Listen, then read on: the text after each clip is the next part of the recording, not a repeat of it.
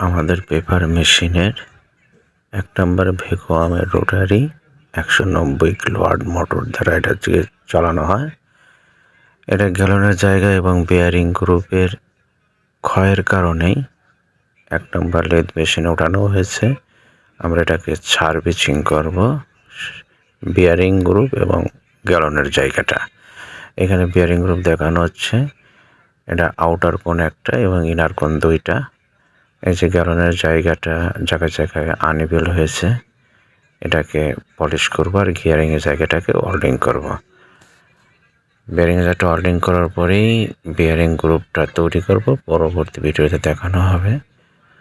আর এপাশে আপনার গ্যালনের জায়গাটা আনইভেন, এটাকে এমআরই ৩০ কাগজ দিয়ে পলিশ করব। আর বেয়ারিং গ্রুপটা ঠিক আছে, বেয়ারিং গ্রুপের কোনো সমস্যা নেই।